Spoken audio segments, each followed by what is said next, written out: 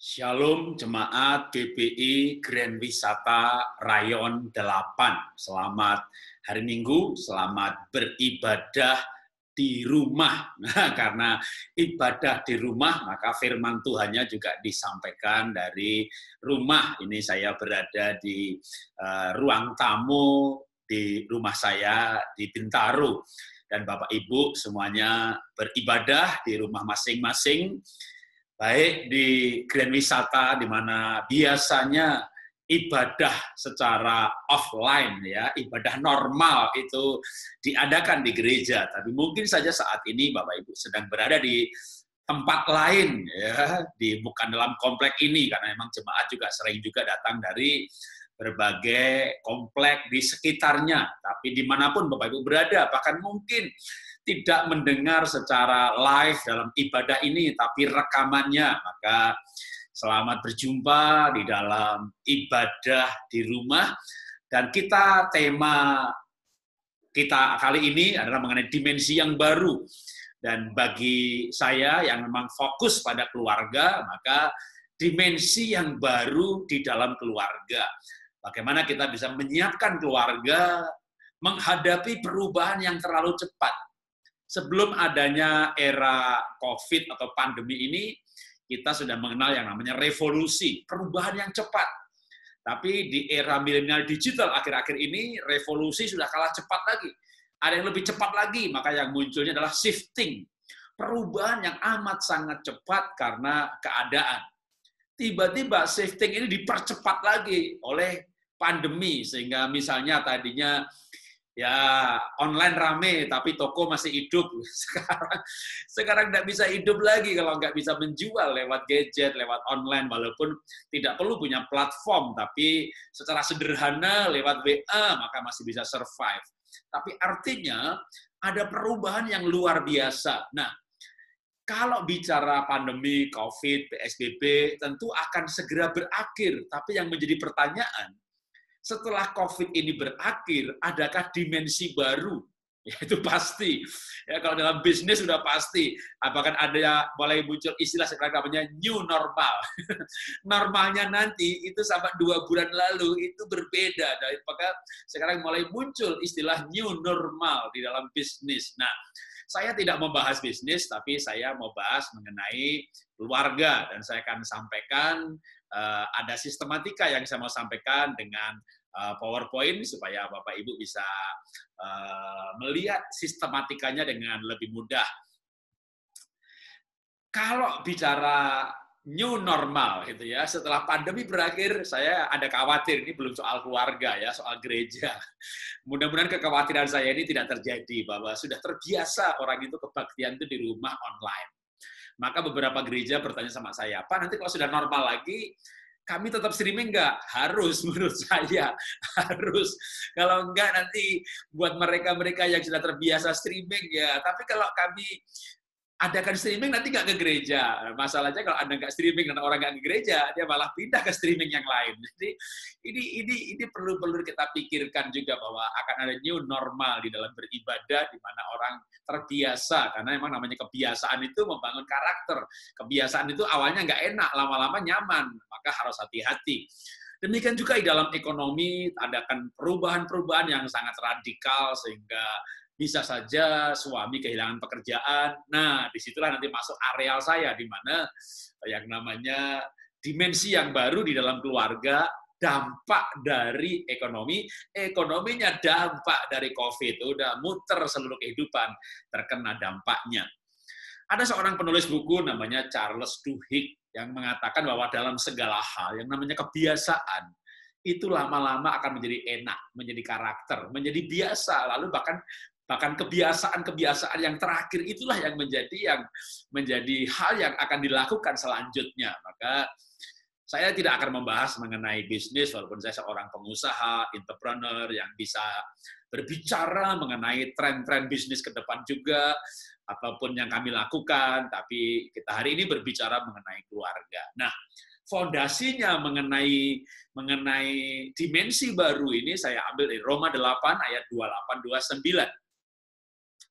Kita tahu sekarang bahwa Allah turut bekerja dalam segala sesuatu untuk mendatangkan kebaikan bagi mereka yang mengasihi Dia, yaitu bagi mereka yang terpanggil sesuai dengan rencana Allah. 29. Sebab semua orang yang dipilihnya dari semula, mereka juga ditentukannya dari semula untuk menjadi serupa dengan gambaran anaknya, supaya ia, anaknya itu, menjadi yang sulung di antara banyak saudara. Firman Tuhan mengajarkan bahwa kita itu dipanggil dengan sebuah rencana. Rencananya adalah masuk dalam dimensi baru kehidupan, yaitu keserupaan dengan Kristus. Ya, jadi sebenarnya dimensi baru itu tidak jauh-jauh dari konsep kita bahwa kita ini orang dunia, orang lama, pola pikir kita lama, cita-cita kita lama itu dalam arti buah daging telah nyata, ada iri, ada dengki, ada kemanusiaan, ada manusia dalam arti dosa, ikatan daging, lalu kita ditebus, kita diampuni dosanya, diberi kepastian keselamatan. Tidak untuk menikmati saja, tentu kita nggak salah diberi berkat untuk dinikmati, tapi ada rencana yang ilahi membawa kita serupa dengan Tuhan Yesus waktu Dia menjadi manusia. Ini sebuah kehidupan yang baru, dimensi yang baru. Ketika orang punya kehidupan yang baru, dia berumah tangga, rumah tangganya baru. Tapi sering untuk membawa kita pada kehidupan yang baru, itu Tuhan harus mengizinkan segala sesuatu. Saya baca ulang ayat, saya tampilkan ulang kembali Roma 8:28-29. Bahwa kalau Tuhan mengizinkan segala sesuatu terjadi untuk mendatangkan kebaikan, maka yang kebaikan yang dimaksud di sini sebenarnya adalah kitanya, supaya menjadi serupa dengan Tuhan Yesus. Tentu ada juga ya bisa sering dipakai untuk hal yang lain, misalnya wah, gara-gara suasana yang tidak baik, maka punya usaha pabrik tutup. Tapi gara-gara tutup itu jadi pengen mencoba yang lain, lalu mencoba trading, ya, mencoba kuliner. Wah, lebih sukses, lebih kaya daripada sebelumnya. Wah, maka dipakailah Roma 8:28 tadi. Tuhan mengizinkan untuk mendatangkan kebaikan. Ya, ada yang bilang itu cocok logi, tapi ya sebenarnya masih bisa juga. Benar. Tapi saya nggak mau bahas dari sisi itu, ya. Kejadian yang Tuhan izinkan terjadi mendatangkan kebaikan lebih banyak juga untuk pribadi kita. Supaya pribadi kita itu menjadi serupa dengan Tuhan Yesus. Dan itulah dimensi baru yang kita tuju sampai kita nanti meninggal. Dan itu dimensi baru itu terus, nggak instan. Lalu sekali jadi selesai, enggak. Kita akan dibangun terus sampai menjadi serupa dengan Kristus. Nah, saya akan berikan kesaksian. Apa yang pernah Tuhan izinkan terjadi dalam kehidupan kami dan bagaimana dimensi barunya terbentuk. Ini yang namanya Tuhan izinkan, yaitu kebakaran. Ya, tahun 2009 sudah lama, ya, 11 tahun yang lalu. Kami kebakaran dan kami sekeluarga sedang di Bali sehingga kami tidak bisa membawa barang keluar, atapnya roboh, barangnya habis, ludes dah. Padahal itu namanya aset atau kekayaan itu saya kumpulkan dalam 12 tahun. Lalu tiba-tiba harus habis dalam 3 jam saja. Waduh, kebakaran ludes habis gitu. Lalu dimensi baru apa yang saya dapatkan? Tentu ya kami sedih ya, kehilangan itu nyarinya lama sekali kan. Saya bukan orang kaya raya yang rumahnya 3-4 biji lalu kebakaran satu nggak apa-apa, pasti banyak yang lain. Ya, saya merantau ke Jakarta tahun 90, tinggal di rumah petak di pinggir kuburan Kuningan Jakarta, hidup dari bawah sebagai sales, istri saya di Hero, saya di Astra, lalu kami singkat cerita buka usaha sendiri, merangkak dari bawah, satu sopir, satu sekretaris, terus dan seterusnya sampai diberkati. Begitu diberkati punya rumah yang besar, renovasi, lalu kebakaran. Habis itu tahun 2009 kebakaran. Nah, dimensi baru apa yang saya dapatkan? Ketika itu bergumul, tentu kami bergumul, Tuhan kenapa ini terjadi? Tuhan kenapa ini terjadi? Dan akhirnya dalam pergumulan itu, saya mendapat semacam pengertian bahwa yang namanya kejadian yang diizinkan Tuhan terjadi, itu adalah ujian. Supaya kita menaik dimensi baru yang lebih tinggi, yang lebih baik, ya, maka harus lulus ujian, karena hidup ini sekolah kehidupan. Dan ujiannya adalah peristiwa yang terjadi. Lalu jawabannya apa dong? Jawabannya respon kita. Kita perlu meresponi dengan sikap hati yang benar, komitmen yang baru, sehingga nanti masuk dimensi yang baru. Jadi waktu itu saya mendapat pengertian dari Tuhan. Waktu berdoa, bergumul, Tuhan kenapa ini terjadi? Kenapa Tuhan? Kenapa? Kenapa Tuhan? Habis. Kenapa? Lalu dapat pengertian ini ujian. Oh, kalau ujian ya sudah. Akhirnya saya bawa keluarga berdoa, kita keluar berdoa, dan saya pribadi berdoa. Maka doa saya, komitmen saya waktu itu Tuhan, melalui kebakaran ini saya sadar sesadar-sadarnya. Sebelumnya saya ngerti juga, karena kan sudah menyampaikan firman Tuhan, sudah belajar Alkitab, tapi nggak ngeh. Maka saat itu saya sadar sesadar-sadarnya bahwa yang namanya harta itu tidak kekal. Saya cari 12 tahun, 3 jam habis. Jangankan kekal. Kalau Anda nggak percaya bahwa harta itu nggak kekal, kekal, nggak Pak, kekal Pak.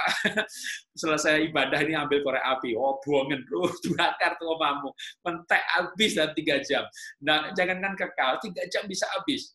Maka waktu itu saya komitmen kepada Tuhan. Tuhan, hidup saya masih lama. Ini kan kejadiannya udah 9 tahun yang lalu, berarti umur saya baru 47 tahun. Sekarang saya 57, waktu itu 48 ya. Saya berkata, Tuhan, hidup saya masih lama, mungkin masih 50 tahun lagi, mungkin masih 70 tahun lagi. Paling tidak masih puluhan tahun lagi. Maka sisa hidup saya, Tuhan, saya mau mencari yang tidak terbakar. Apa itu yang tidak terbakar? Ya, emas, bukan. Tidak terbakar dan berharga di sorga. Yaitu kalau saudara ada orang yang lahir baru karena pengaruh saya, itu buah kerajaan. Saudara berubah karena pengaruh saya, itu buah pelayanan. Perubahan saya itu buah roh, itulah yang dimaksud bahwa bukan kamu yang memilih aku, tapi aku yang memilih kamu, menetapkan kamu, supaya kamu pergi menghasilkan buah, dan buahmu itu tetap. Kita dipanggil Tuhan untuk berbuah, buah yang tetap, itulah nyawa manusia, yang kita bisa bawa ke sorga ketika dia bertobat karena pengaruh kita, itu kekal. Perubahan karakter orang karena pengaruh kita, itu kekal. Jadi intinya adalah ketika saya mengalami musibah, saya komitmen melayani. Tuhan, saya mau mencari buah yang kekal, yang tidak bisa terbakar. Nah, ketika saya komitmen seperti itu, saya dapat pengertian baru, ya, seperti sebuah penglihatan atau imajinasi, gitu ya. Pengertiannya itu dalam bentuk bayangan, gitu, bahwa Tuhan itu mengumpulkan para malaikatnya, gitu ya, kumpul, gitu. Ada apa? Lihat tuh di Bintaro, Jarod Wijanarko kebakaran, malah komitmen melayani Tuhan. Dia lulus ujian. Wah, kami lulus ujian, ya. Nah, ada orang lain mengalami musibah, nggak sampai habis kayak saya. Lalu begitu mengalami ujian, gitu ya, mungkin gara-gara COVID ini tokonya sepi, nggak sampai bangkrut, saudara. Saya beberapa bulan lalu baru jual gedung, tahun lalu jual mobil untuk bisa bayar anak sekolah. Mungkin nggak sampai seperti saya alami, wah sudah mengeluh. Buat apa saya melayani kalau mengalami begini? Kalau gitu percuma dong, sama aja dong. Wah, itu kalau orang seperti itu, Tuhan juga panggil malaikatnya. Kumpul. Ada apa Tuhan? Lihat tuh di bumi. Jangan sampai bilang itu di Grand Wisata. Gitu. Katakan di tempat yang lain lah, itu di Jakarta tuh ada orang gagal ujian. Mengalami musibah, ngeluh, menyalahkan orang lain, menyalahkan Tuhan. Itu malaikatnya juga tanya, lalu apa yang harus kami lakukan Tuhan? Atur ujian susulan. Saudara jangan sampai ikut ujian susulan ya. Sudah kena musibah, kena masalah, lalu ada mengeluh, menyalahkan Tuhan, nggak lama lagi mengalami lagi. Kenapa? Itu ujian susulan, dan biasanya ujian susulan itu soalnya lebih berat. Nah, oke, kita lanjutkan. Saya akan sampaikan lagi PowerPoint-nya untuk melihat klip atau slide selanjutnya. Nah, waktu kami mengalami kebakaran dan kami komitmen melayani Tuhan, maka 2-3 hari setelah kebakaran, ini masih ada sejarahnya, ini kami foto bersama sekeluarga. Kok sempat-sempatnya Pak? Ya karena waktu itu ada jadwal di mana kami mau cetak buku dan ini mau dijadikan cover. Dan Anda bisa melihat wajah kami. Habis mengalami kebakaran, hatinya tetap bersyukur kepada Tuhan. Nah, setelah kebakaran itu, maka saya punya dimensi baru dalam pelayanan. Justru saya makin semangat melayani. Saya hidup untuk melayani. Kalau sebelumnya saya nulis buku, maka saya menulis lebih banyak lagi, dalam intensitas yang lebih cepat lagi. Sekarang udah punya 66 buku saya. Waktu itu mungkin baru 20-an gitu. Jadi dalam waktu yang sekarang misalnya sama dari menulis buku di tahun 2000, 2009 kebakaran, maka sekarang 2020 gitu. Dalam 10 tahun terakhir ada kira-kira 40 buku yang saya tulis, padahal sebelumnya hanya 20 buku. Jadi kecepatannya bertambah. Saya makin semangat untuk melayani dalam berbagai bentuk, mau buku, mau media, mau televisi, mau radio. Kenapa? Karena saya punya semangat baru, ya, dimensi baru, bahwa saya mau mencari buah yang tidak bisa terbakar. Karena itu saya mau sampaikan kesimpulan bagian pertama, karena hari ini saya mau bagi dalam 3 bagian, ya, 30 menit, lebih-lebih sedikit mungkin, maafkan saya. Ya. Penderitaan adalah ujian sekolah kehidupan. Respon kita adalah jawabannya. Respon yang tepat membuat kita naik kelas. Semua orang mau naik kelas, ya, semua orang mau naik kelas rohani nggak, mau naik kelas sosial nggak, mau naik kelas kemuliaan nggak, amin, amin. Caranya ujian. Gimana bisa naik kelas kalau nggak ujian? Ada sekolah, mau ujian, bolos, mau ujian, bolos. Nggak pernah naik loh. Bertahun-tahun kelasnya sama. Maka orang itu kalau ujian kehidupan, ya, mengeluh, muter-muter bertahun-tahun, rohaninya nggak tambah-tambah, kemuliaannya nggak tambah-tambah, hidupnya nggak tambah mulia, muter-muter terus di padang gurun, nggak ada kemajuan. Karena itu kalau menghadapi sesuatu yang mungkin saja Tuhan izinkan terjadi, bukan saya meremehkan, saya empati dan simpati kepada saudara, tapi saya mengajak Bapak Ibu untuk meresponi apapun yang terjadi pada masa pandemi ini dengan kuat, dengan tabah, tidak menyalahkan keadaan, tidak menyalahkan pemerintah, tidak menyalahkan orang lain, dan terlebih lagi, tidak menyalahkan Tuhan. Mari kita bersikap justru kita melayani Tuhan lebih sungguh-sungguh. Nah, pertama, kalau kita mengalami sesuatu, itu bisa saja adalah ujian kehidupan. Maka respon kita adalah jawabannya. Yakobus pasal 1 ayat 2 dan 3. Firman Tuhan mengatakan demikian, saudara-saudaraku, anggaplah sebagai suatu kebahagiaan apabila kamu jatuh ke dalam berbagai-bagai pencobaan. Sebab kamu tahu bahwa ujian terhadap imanmu itu menghasilkan ketekunan. Dan biarlah ketekunan itu memperoleh buah yang matang, supaya kamu menjadi sempurna dan utuh dan tak kekurangan suatu apapun. Wah, malah dikatakan berbahagialah kalau mengalami berbagai macam ujian, ya, berbagai pencobaan. Pencobaan itu ujian. Iblis yang mencobai, Tuhan menjadikan ujian. Respon kita benar, kita naik kelas. Kira-kira seperti itu, ya. Nah, saya berikan lagi suatu cerita. Kisah atau kesaksian. Tahun 98 ada krisis ekonomi, ya, di mana pada waktu itu saya juga mengalami kebangkrutan karena usaha saya itu ekspor, ya. Lalu begitu krisis ekonomi memang dolarnya naik, ya, harusnya bagus kan. Ekspor dapat dolar, dolarnya naik, ya, dolarnya naik bagus, tapi buyernya itu takut ke Indonesia. Kan kerusuhan, jadi akhirnya para pembeli ini mengalihkan ordernya ke Vietnam, Kamboja, China, wah udah, akhirnya usaha kami tutup. Nah, itu tidak seberapa sebenarnya, atau ya kami juga mengalami goncangan, tapi yang saya mau saksikan kali ini, saya mengalami krisis yang lain. Kalau saya mau jujur bahwa dalam hidup saya pernah mengalami masalah di dalam pelayanan, dan itu bersamaan dengan bak tutupnya usaha saya di bidang ekspor, ya. Yaitu saya tahun 98 itu saya tidak boleh melayani, ya. Tadinya khotbah tiap minggu, lalu dibatalkan semua jadwalnya. Padahal biasanya saya ini orang yang sangat sibuk dan banyak orang minta tuh berbulan-bulan ke depan, bahkan biasanya 1 tahun itu udah penuh begitu, ya. Dari dulu nih, tiba-tiba dibatalin semuanya membatalkan. Wah, ada instruksi nih rupanya. Singkat cerita emang benar, saya bukan cuma dibatalkan jadwalnya, jabatan saya dicopot gitu, ya, dan cukup lama loh saya mengalami tidak boleh khotbah itu 4 tahun. Nah, yang saya mau ceritakan bukan soal kejadiannya, nanti kalau saya menceritakan kejadiannya kayak orang curhat nih, masih kepahitan ini.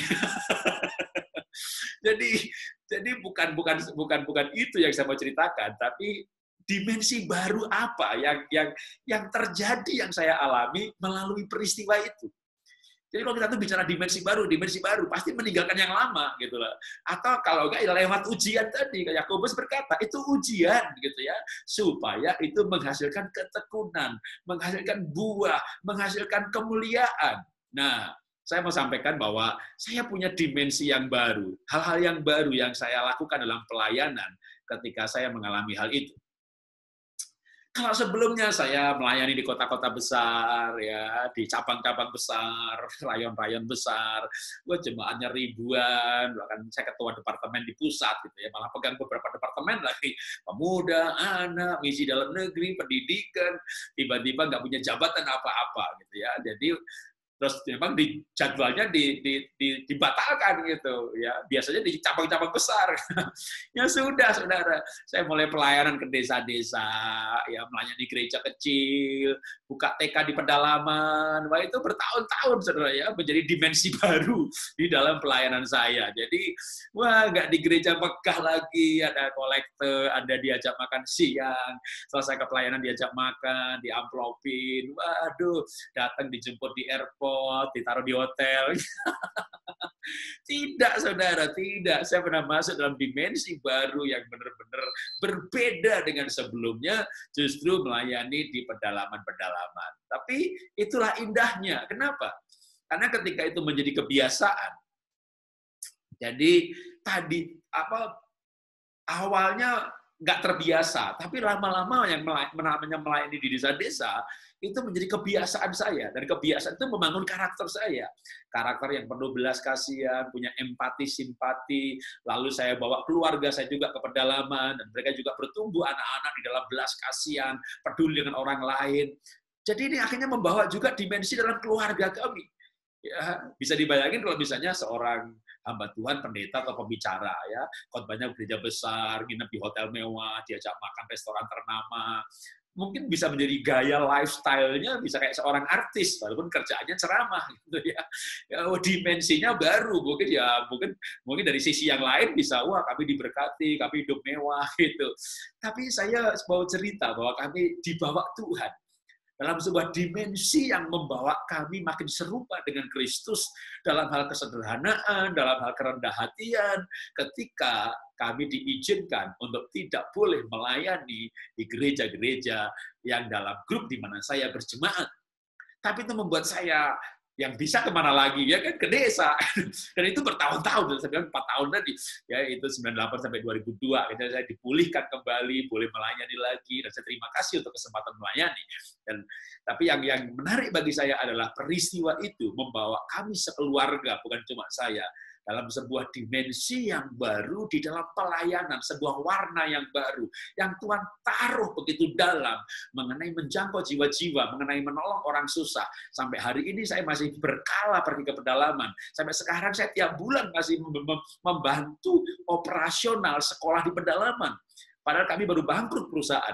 Hidup kami sekarang tidak berkelimpahan. Kami bernafas dari bulan ke bulan. Saldo kami hanya untuk bulan ini, bulan depan lagi ya bergulir. Tapi itu sudah menjadi warna baru bahwa kami mencukupkan dengan yang ada. Lalu berapapun yang kami miliki, kami membantu pelayanan di pedalaman lewat TK pemulihan yang ada di beberapa kota di Indonesia ini. Jadi ketika sebuah peristiwa terjadi, termasuk dalam pelayanan, jangan pikir pelayanan seperti sorga, ada pujian. Dalam pelayanan juga bisa terjadi loh, yang namanya ditegur, dicopot jabatannya, disingkirkan. Itu bisa terjadi, dan itu Tuhan yang mengizinkan. Makanya tidak menyalahkan otoritas, tidak menyalahkan gereja, tidak menyalahkan organisasi, tapi itu diizinkan Tuhan, kata Roma 8 tadi, supaya kita serupa dengan Tuhan Yesus. Nah, karena itu saya berikan kesimpulan bagian yang kedua. Nilai-nilai firman Tuhan yang dihidupi adalah warisan berharga generasi selanjutnya untuk mereka hidup benar dan mulia. Bagaimana anak-anak kita nanti bisa hidup secara mulia? Kalau kita mewariskannya, kita mengajarkannya, kita mendidiknya. Dan mendidik bukan dikumpulkan di rumah, bacain Alkitab. Ya itu boleh juga, tapi jauh lebih efektif ketika kita menjalani kehidupan itu dan mengajak mereka bersama-sama, mereka mendapat teladan, bahkan pengalaman langsung, mereka pergi ke pedalaman, sampai anak saya yang nomor 1 itu pergi ke Singapura, sekolah di sana, dapat beasiswa, dia bawa temannya ke Mentawai, ke pedalaman, karena dia pernah diajak papahnya ke pedalaman, hatinya tersentuh, lalu dia setiap tahun sekali bikin mission trip ke pedalaman. Wah, itu artinya ditularkan. Bagaimana menularkannya? Lewat kebersamaan yang menyenangkan, anak melihat teladan. Maka saya bilang, ini bukan cuma saya, anak saya pun rajin pelayanan ke pedalaman, menjadi sebuah dimensi yang baru di dalam pelayanan keluarga kami. Nah, ada satu lagi yang saya mau sampaikan dalam ibadah singkat kali ini, ya, karena kalau hari Minggu di gereja 2 jam, firmannya 45 menit, ya, sekarang di rumah ya diperpendek, ya, karena takut membosankan, mungkin, ya, tapi saya percaya Anda nggak bosan dengan pelajaran saya, ya. Kita lanjutkan pelajaran kita mengenai dimensi baru di dalam keluarga, dimensi baru dalam kehidupan kita pribadi yang tentunya akan berhubungan dengan keluarga. Yeremia 29 ayat 11, sebab aku mengetahui rancangan-rancangan apa yang ada padaku mengenai kamu, demikian firman Tuhan, yaitu rancangan damai sejahtera dan bukan rancangan kecelakaan, untuk memberikan kepadamu hari depan yang penuh harapan. Apapun yang terjadi, firman Tuhan tidak berubah, dan pegang firman Tuhan ini, bahwa Tuhan punya rencana untuk kita, dan rencananya adalah rencana damai sejahtera, bukan rencana kecelakaan. Mungkin kita mengalami kesusahan, saya mengalami kebangkrutan juga, saya mengalami kebakaran juga, bahkan dalam pelayanan pun saya juga pernah disekors, tidak boleh khotbah sudah 4 tahun. Apakah saya pindah gereja? Tidak, saya tetap tertanam di gereja. Dari tahun 90 sampai hari ini, saya paling tidak sudah menunjukkan kesetiaan saya. 30 tahun saya berjemaat di gereja yang sama, di organisasi yang sama. Saya tidak keluar. Banyak orang, jangankan disekors 4 tahun. Baru ditegur aja udah keluar. Karena tahun itu pun saya juga bukan anak-anak rohani lagi. Saya sudah bertobat dari tahun 82.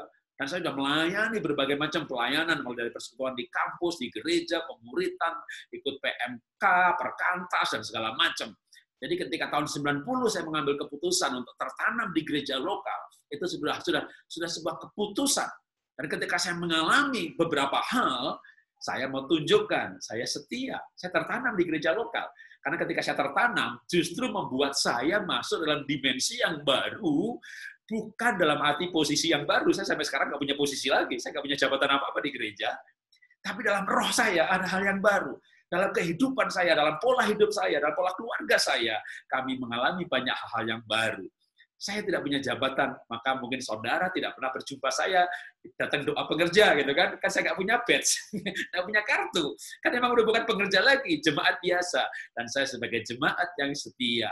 Ada kepikiran untuk pindah. Ada teman yang ngajak pindah, bahkan mau dijadiin gembala, dijadiin pendeta. Saya bilang, enggak. Saya jadi jemaat aja. Karena bagi saya ada dimensi baru dalam pelayanan saya, bahwa kalau saya hidup benar di hadapan Tuhan, tanpa jabatan pun saya tetap melayani.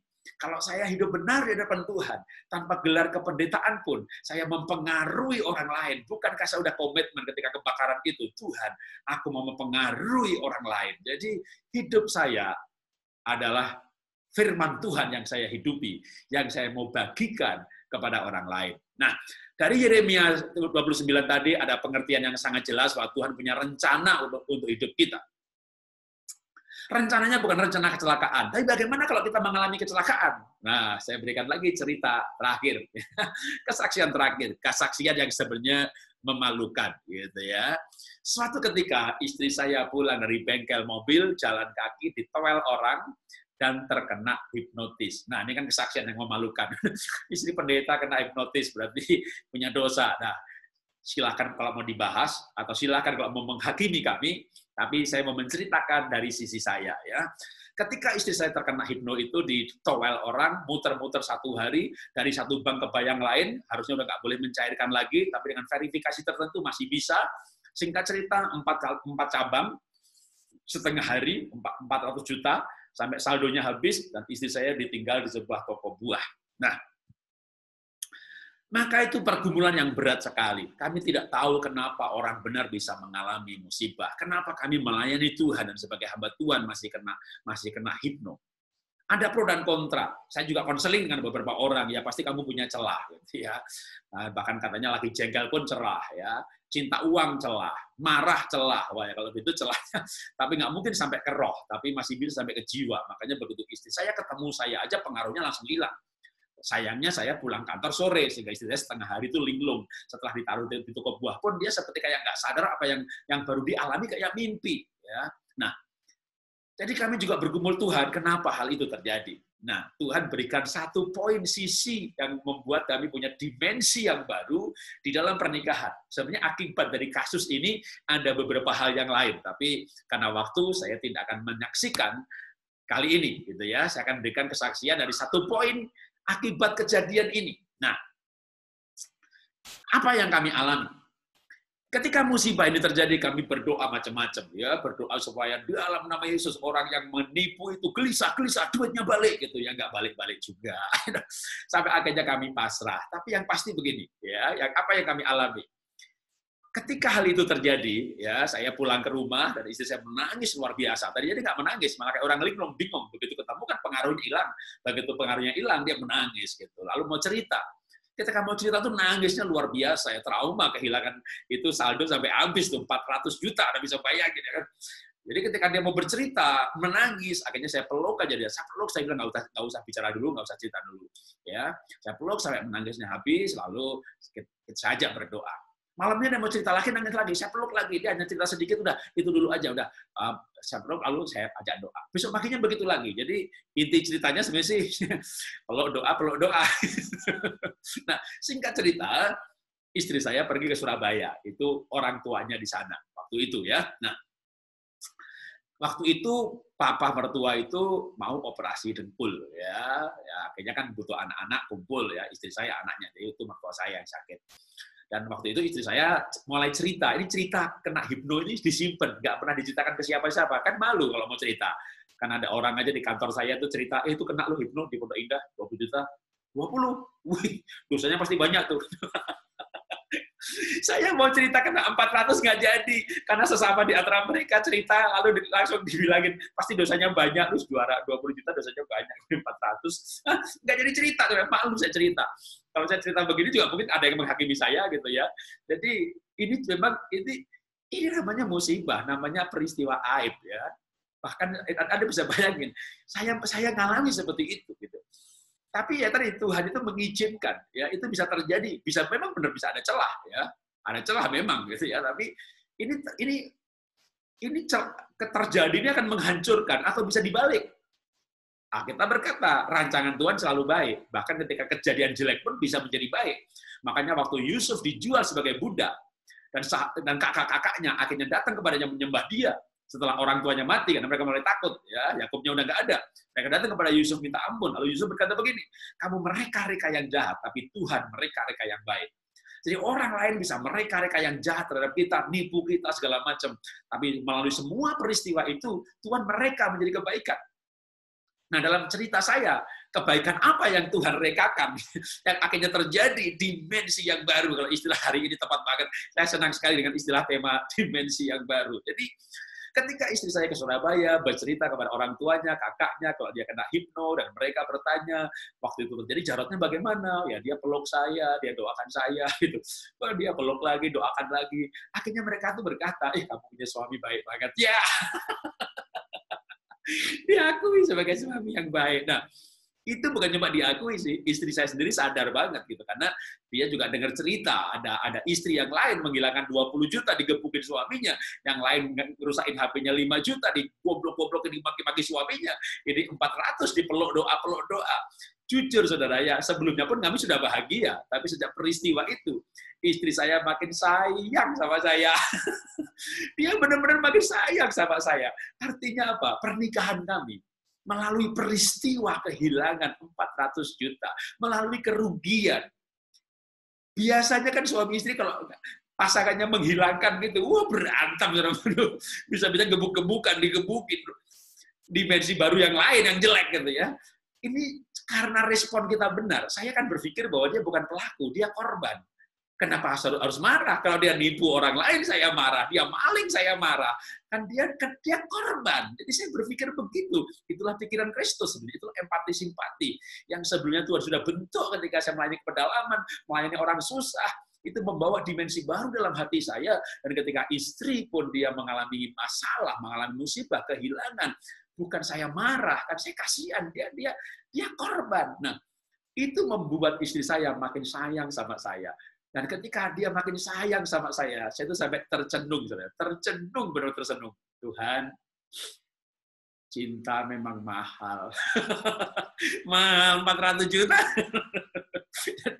Tapi sejak itu kami jauh lebih saling mengasihi, saling memperhatikan, kami saling lebih sering WA lagi kalau pergi. Karena sebenarnya orang itu nggak akan kena kalau mereka sedang berdua. Kebanyakan lagi sendirian. Tapi kan kita nggak mungkin kan berduaan terus kemana-mana gitu kan. Kan saya ada bisnis, saya ada usaha.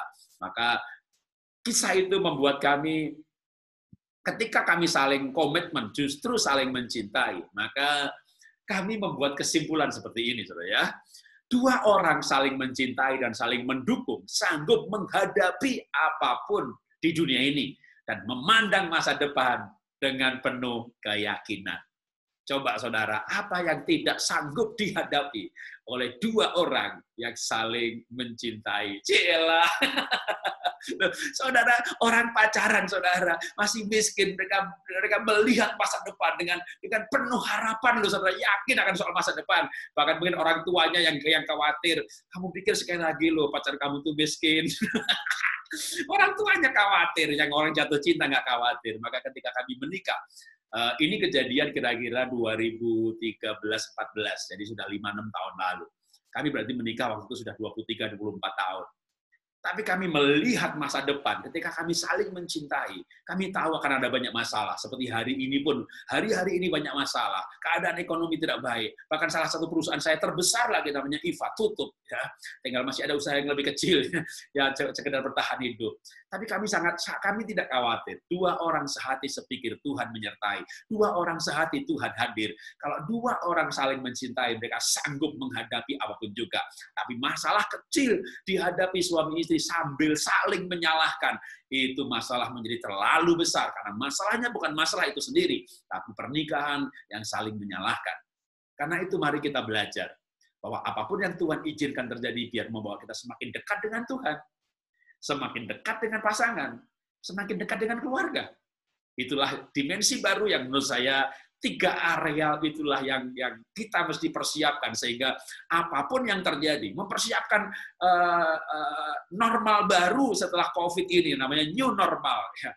Maka selama kita punya hubungan yang dekat dengan Tuhan, suami istri hubungannya dekat, orang tua dekat, keluarga sehati, apapun yang terjadi, pasti sanggup dihadapi.